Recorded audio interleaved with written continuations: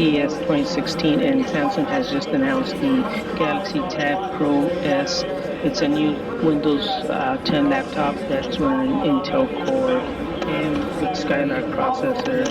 As you can see, the keyboard is pretty nice to type on. It kind of has the same style as the Surface Pro keyboards and the first, second, and third generation keyboards, which was a tight cover type keyboards.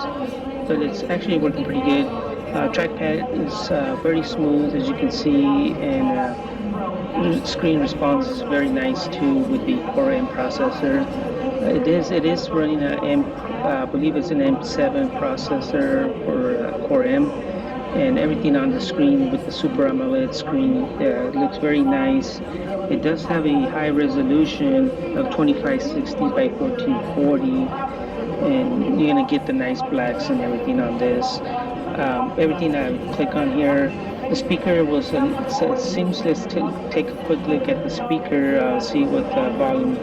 It does have speakers on both sides of the screen here. We'll try to play some music and see how sounds coming out of this. As you can hear, that you can barely hear the sound. It's not too loud, and of course this is very noisy place here. You can't really hear too much of a sound, but I was able to hear a little bit of it. It's got another good point about this. It does have two viewing angles, and it's got this docking port that's got a pin on there. As you can see in here, when it docks with the keyboard and the screen, it makes a very thin and portable laptop running full Windows 10. As you can see, it's got an 8 megapixel camera in the back, very nice cover, so power and volume controls. In the top here, you can see that the power, and it's got an option for micro SD. As you can see, it clicks on there very nicely, very quick. The keyboard is not Bluetooth, and it's going to be powered by the Samsung TabPro S computer here. Again, let's do some testing on the web browser. You can see that it's responding very good. It does have a Type-C port. Again, the Type-C ports might not be 2.0, 3.1, or 3.0. We still need to find out on this. So let's take a quick look and see what kind of speed, at least, just kind of quick browsing speed you'll get for using the Core M processor. So far, everything's been very responsive. Everything very quickly. It's opened up, so we don't have anything that actually takes any more time than necessary.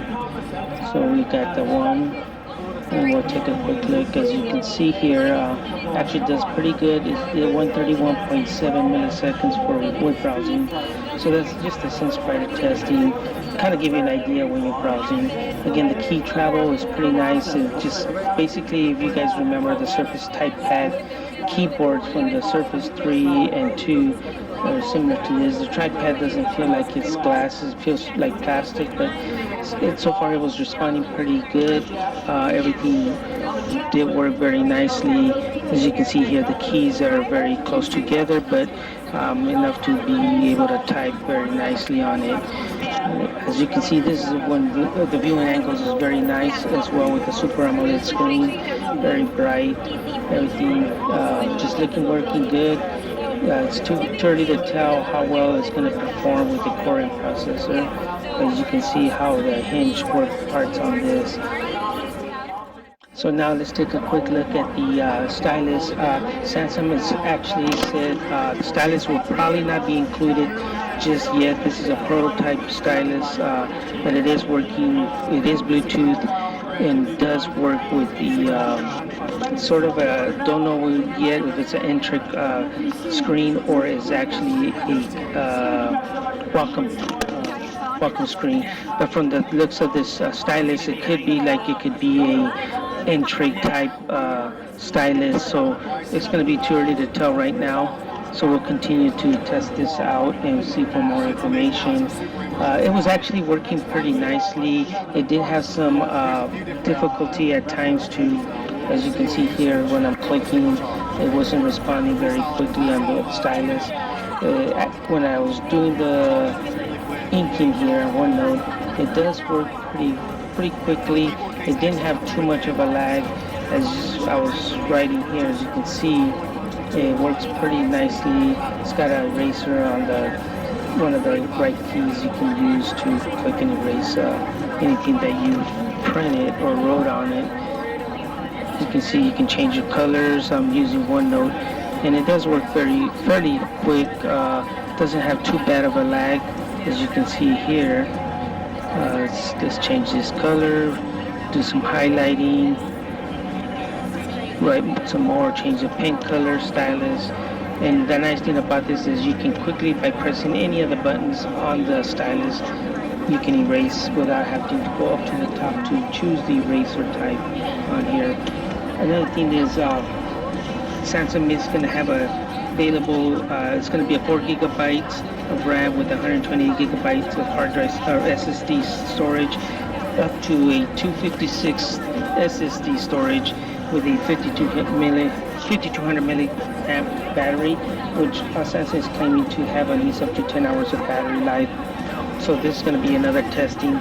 And the other option that you do have mentioned that might hopefully we'll see soon is the LTE version as well.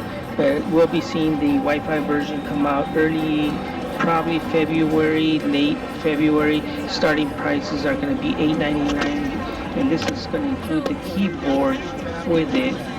As you know, the Surface Pro and the Surface 3, so far you would have to purchase the keyboard, which will run you another $130. So it's going to be nice to see a keyboard included with this, as many other ones are actually coming out with a keyboard and including this in the purchase.